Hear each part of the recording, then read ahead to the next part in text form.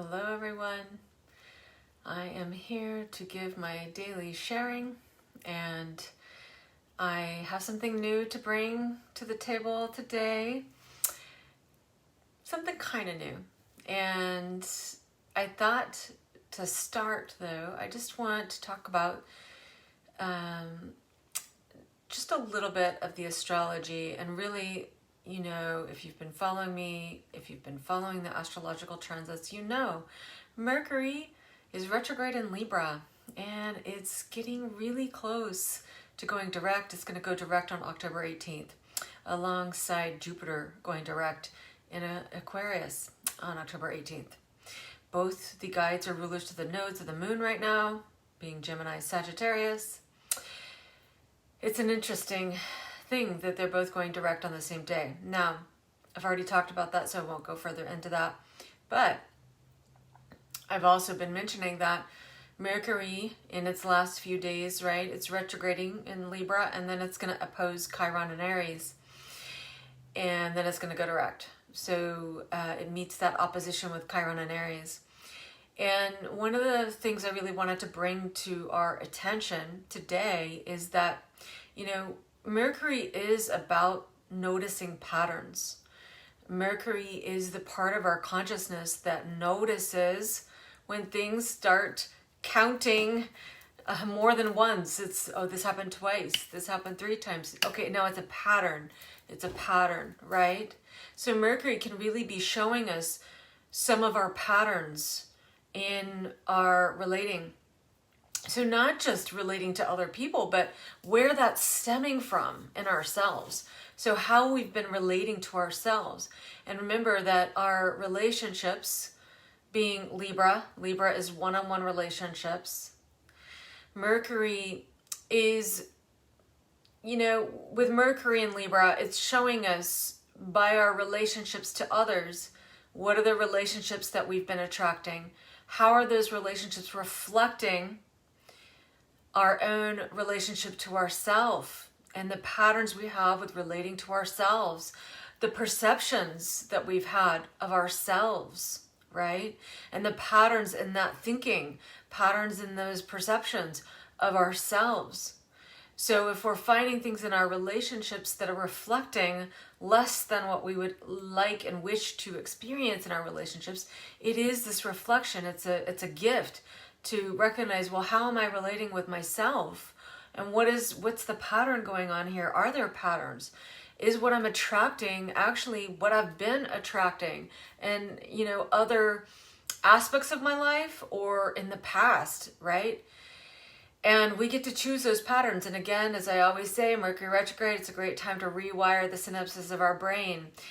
And Mercury retrograde is also about noticing the patterns. So this is the thing. Libra is ruled by Venus. It's the yang form of Venus.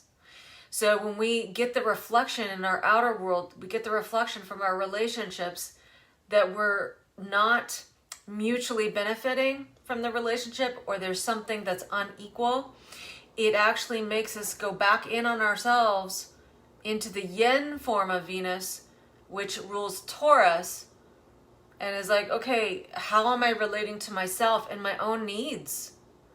You know, am I actually really loving myself enough to actually make sure I'm meeting my needs? And if my relationships are reflecting back to me that my needs aren't getting met, something's going on with the inner side of Venus where it's like, okay, I need to recognize that I need to, you know, have that sense of self-reliance, and also recognize that there's something that needs to be reconfigured in my own inner dimension of how I'm valuing myself. Because if I'm not valuing myself, that's going to be reflected in the outer world through relationships. So we'll attract relationships that reflect that back to us, reflect that, you know, people aren't meeting us halfway, or they're reflecting that, you know, we aren't attracting relationships that want to give back, you know, or maybe it's the other way around. You know, we could be attracting relationships where our relationships are saying, hey, this needs to be more mutually beneficial.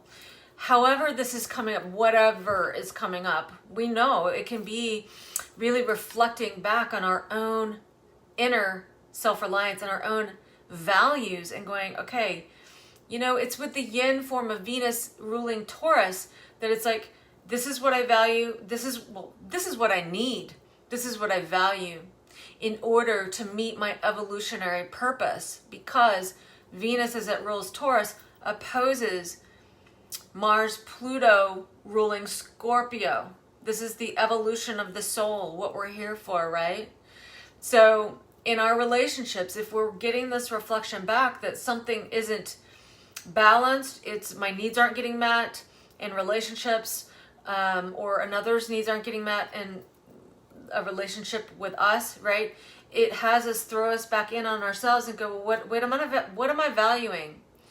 And, you know, am I valuing myself enough to recognize that on both sides of the picture? For every relationship, we want it to be mutually beneficial. We want to be regenerating energy. We don't want the energy to be lopsided, where one person gives and one person's receiving all the time. One person's taking all the time. One person's giving all the time. You know, and it's like, well, okay, if you're giving all the time, what's going on there on the inner dimension where you feel you need to give all the time? Because really it's likely coming from some sense, some pattern from the past where you believed that you needed to overgive in order to be loved, to be accepted, to be liked, to be included, whatever it was, right? I'm just giving an example. It could be a lot of different things, and of course, each individual has to figure out what that pattern is for themselves, but this is what's so lovely about Mercury retrograde. It shows us our patterns.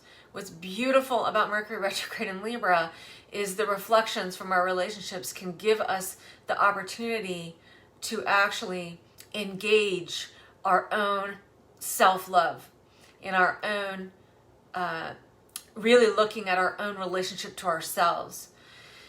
So I just wanted to bring that to our attention today, to really be noticing, okay, are there patterns that are showing up for you? This is a great time to meditate on that. A great time to really be looking at oneself, honestly. Of course, however our relationships are unfolding, we all are self-responsible for that. It is coming from the inner side of Venus. We attract based on our own values. So if we're attracting something in the outside world that we do not like, that is not resonant with what we say we value, we have to go in and go, okay, wait a minute. Where am I really coming from here? Even though I do have these values, where am I actually not aligning with it? Are there actions I'm doing that is not aligning with what I say I value? Am I thinking things in my internal world repeatedly, habitually, that actually diminishes my self-value or isn't resonant with what I say I value? You know, are there things I'm doing that is actually putting out mixed signals around what I really value? Because the universe, the outside world, is just reflecting our inner dimension, right? This is what's so beautiful. It wants to reflect back so that you can create the reality you want. But it is up to us to create it. And it's always this level of working with the unconscious, because we have patterns that have become automatic pilot, which is the unconscious, right? So when our relationships with the outer world is reflecting back anything less than what we desire, it throws us back in on that Venusian energy in Taurus and looking at, well, okay, what's unconscious by its opposition to Pluto and Scorpio, right? What's unconscious here? The unconscious shadow material I need to work with. Shadow just means we're not aware of it. It's not conscious. It's been automatic pilot based on, could be wounding, could be past lives, if you believe in past lives, could be just past chapters in our lives, right? Where it became a default, right? We defaulted. This was our default mode. These are the default settings, right? Mercury retrograde and in Libra is reflecting back to us our default settings right now. Mercury retrograde, we get to go back and change the default settings. Okay, no, I don't want my default setting at this level where something's imbalanced in my world. So it's a great opportunity. So I just want to bring that to you. And, you know, as Mercury is now coming to oppose Chiron, I won't be surprised if I hear other people having this experience. I know I have. I've been really looking at my default settings and going, looking at my relationships, look at the way I've been relating, look at my past experiences, not just, you know, recently, but even way, way back. I mean, patterns have just been like coming up to the surface, which is a great thing because it means that it's time to change the default settings, which means when Mercury goes direct, Jupiter goes direct, right? It's now time to actually start really encoding the new default settings, right? So that I can create the reality for myself and, you know, same for you, whoever's watching. So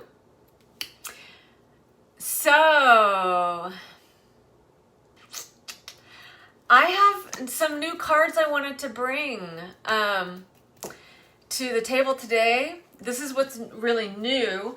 And these are actually cards that, it's a deck that, they're two decks that I've mixed, and the artwork is Susan Boulay. She's gorgeous. She's an incredible artist. You likely know about her, but if you don't, I highly recommend checking her out. Susan, and I believe you spell her last name Boulett. Try that out. You should be able to find her. But beautiful, beautiful cards. They're part of the deck is goddess cards, part of the deck is animal cards, and I thought it would be fun. So I mixed these up actually, and so I'm like, okay, well, I'm not going to go through here and actually unmix them. I'm just going to just figure that we could actually, we'll figure out, we'll see what comes to the table in picking a card, right? Whether it's a goddess card or it's a animal card, we will find out. And so this is, you know, just another card for collective contemplation. We did a quote for collective contemplation yesterday. You can go back and look at that if you feel like it. But I wanted to pick a card. I thought it would be fun. I actually sat down to do this, and I thought, and these were right in front of me, and I was like, hey, why not? I'm going to do this. So I'm going to pull a card, and we'll talk about it, and then I want to read the comments because I see there's comments, and I really want to check them out. So thanks for commenting, everyone. I'm excited to see what you are, what you're saying out there. And so I see that Susan Sedan Boulay. Thank you so much, Susie. There you go. That's right. I forgot about that middle name that she has. Oh, she's so beautiful. All right. So I'm going to shuffle. Almost done here. I can feel it. And this is for collective contemplation. As we get closer and closer to this Mercury retrograde opposition Chiron, really looking at our patterns, what's coming up individually, collectively. We're all doing the work on an individual level and contributing to the collective. So thankful for all of us for doing our personal evolutionary work, because it makes a difference, right? It contributes to the collective. So all of this work we do, it doesn't go unnoticed, right? So I'm going to shuffle one more time, and then I'm going to pick a card.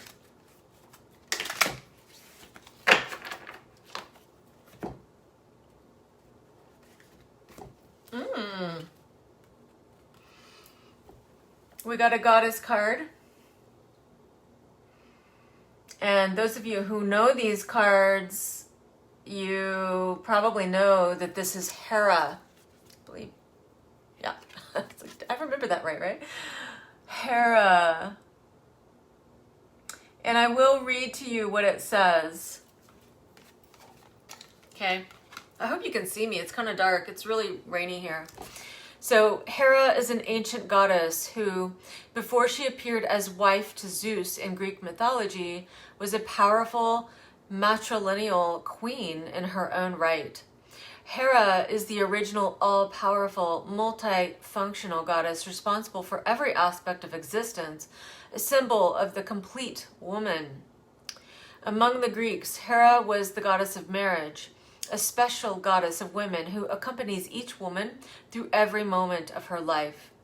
Her various titles point to her roles as bringer of fertility, goddess of marriage, protector of children, of women during childbirth, and of money, and presider over all aspects of public life. She was often represented with a peacock, symbolic of beauty, luxury, and immortality. The spots on its feathers reflect the starry firmament, and the peacock has knowledge of the weather, reflecting the ancient role of the goddess as bringer of the seasons. Hera is a mature, powerful goddess, combining both practicality and nurturing, a strong image of the supremacy of the queen within. I love that. I'm gonna show the card one more time so you can see.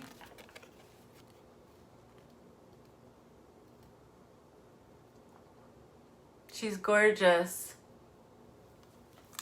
I'm so glad. Thank you, Susie. The lighting is great. And I look beautiful. I love hearing that. Thank you. Okay, so Hera. I mean, a lot of us know about Hera, right? Wife of Zeus. And, she was the queen. And I love the way that she talks about in this description of her that, she was complete within herself. And this is really what made her all-encompassing as a goddess, but also the queen, right? A queen in her own right? Not queening over people, that's funny. Or queen over people, right? Queen of herself, And so I think of her as being very regal, and she's earned her own power. You know why? Because she is complete within herself. So look, Libra is about, in its shadow, it is codependency and codependent relating. And when we are codependent, we are not really queen of our own being, right? We are relying on other people to meet our needs and to, ultimately relating with an unconscious agenda, because it's coming from a place of a lack of self-value, thinking that we can't really meet our own needs first. So when we don't meet our own needs first, which is established, so when our self-reliance is not fully, completely established in the Taurian energy with Venus rulership over Taurus, and Venus is, by the way, the goddess, right? Now, then when we get into Libra, we will then attract imbalanced relationships, imbalanced relating with people that have unconscious agendas. Because, I'll scratch your back, you scratch mine kind of thing, right?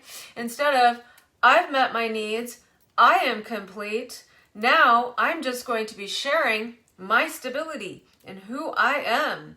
And I don't need this relationship. I don't need anything in the outside world to meet my needs. I've met them. So this is genuine relating. Genuine relating comes from the capacity to really meet your own needs first and to be the queen of your own life, whether male or female, right? We could say that as king too, So this is so resonant with the fact that when Mercury goes direct, opposing Chiron and Aries is all about meeting our personal needs, right? The sun is going to be opposing Eris and squaring Pluto and Capricorn.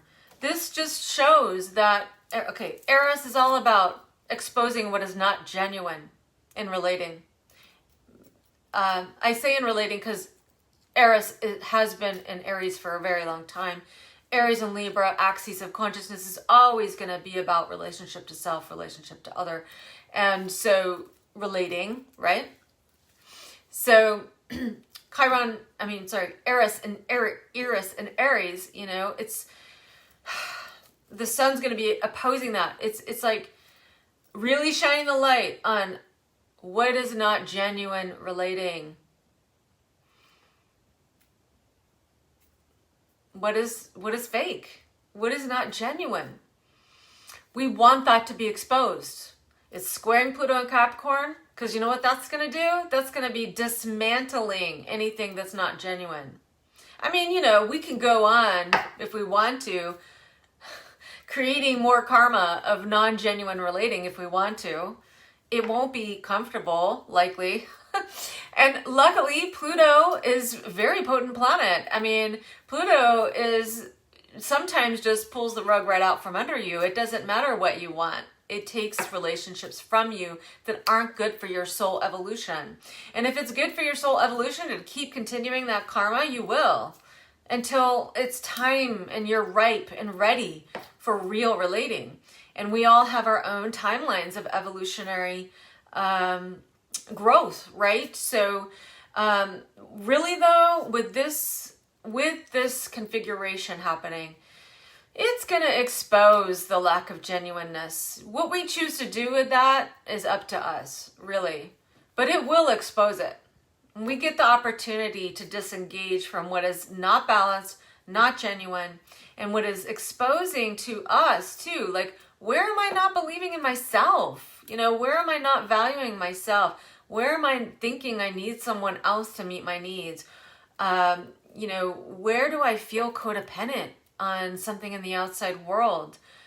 Rather than recognizing I've got to utilize my own self-value and my own internal connection to myself and to source on being creative around meeting my needs, you know, so that as I tap into that creative life force energy within me to meet my evolutionary needs, I know then I will meet my needs and I will actually attract relationships that reflect depth and balance in relationship, because this is the thing. We get past Libra, we're going into Scorpio, and this is depth. This is rich relating. This is about evolution in relationships. But we cannot evolve in Scorpio and that energy if we have not met our own needs first, and we've gotten to the point where our one-on-one relating is mutually beneficial and there's no unconscious agendas. This is just, I've met my needs. I am solid in myself. I am tapping from my own personal creativity, and I am sharing that as I'm meeting with people, right? And then we'll attract people that reflect that back to us. They don't need us to be anything for them. They don't need something from us. They just want to genuinely share. And then, you know, we can go into Scorpio where we get to actually generate energy. We're regenerating energy and we're actually evolving. There's no unconscious agendas. And the thing is if we don't get to that point, when we get to Scorpio, this is where manipulations come in, unconscious agendas come in, and betrayals come in. But it's ultimately a betrayal of the self, because it's all up to us at the end of how we decide to relate to ourselves and what we're willing and available for in relationships and relating. So remember, it's always about, ourselves and what we're actually making ourselves available for. So, okay, I want to go through these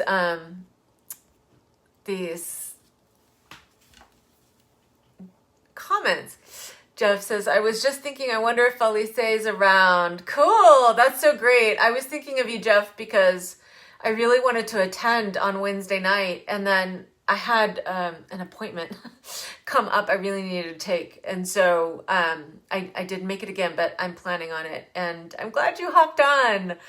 So, yay, Mohammed. Nice to see you. Thanks for hopping on.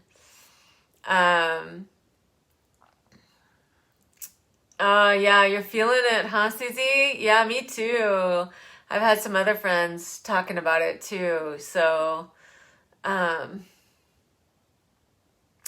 okay, Susan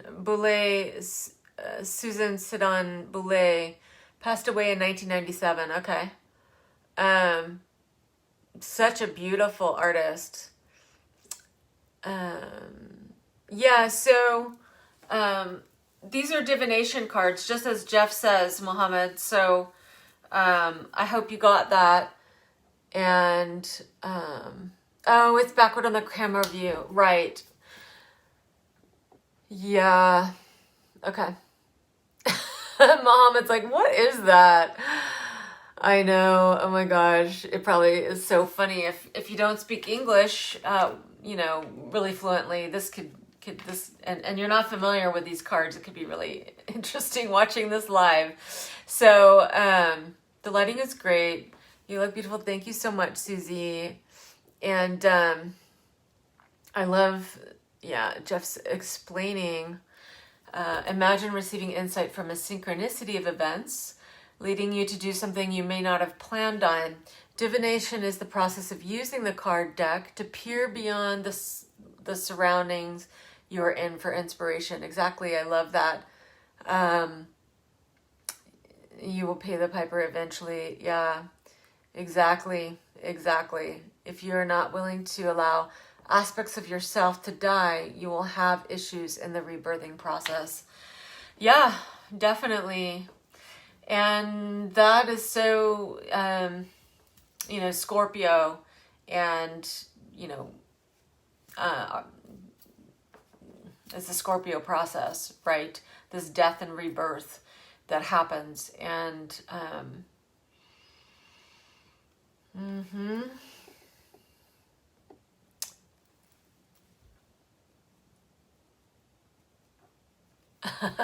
okay.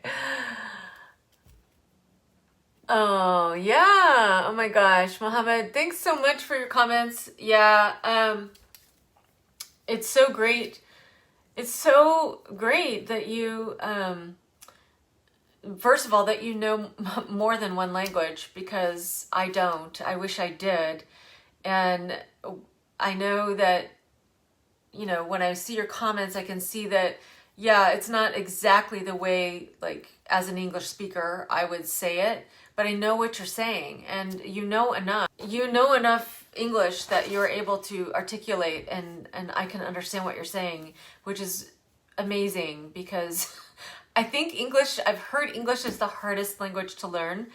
And again, I always have a lot of admiration and respect for people that know more than just their native language, you know, that know more than one language, because I really believe that language expands our consciousness. And so when we know different languages, we actually are able to expand our consciousness and understand different concepts.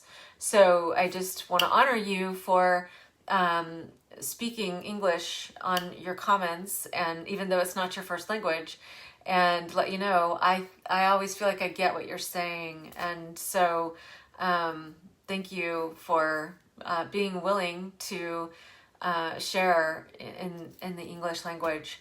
So yeah, so I hope this is helpful, and I'm excited. I'll be coming back on here tomorrow, and I'm going to be working at a women's wellness retreat at a beautiful spot on the island I'm on. And so my hope is that I'm going to be able to actually show you something really beautiful that I haven't shown on my sharings before, as far as the nature goes. So if you feel like tuning in, come back tomorrow. I'm not sure what time I'll come on. It just depends on how my schedule ends up turning out and unfolding. But yeah, check it out if you feel like it. You can always come back and watch the replay. Thanks everyone for your comments. It's always lovely to see your comments, and rich. And it's always so much fun to see that you've hopped on. Everyone that has ever hopped on, it always makes me feel so happy to see you. And so have a lovely rest of your morning, afternoon, evening, wherever you are in the world, and I will see you tomorrow.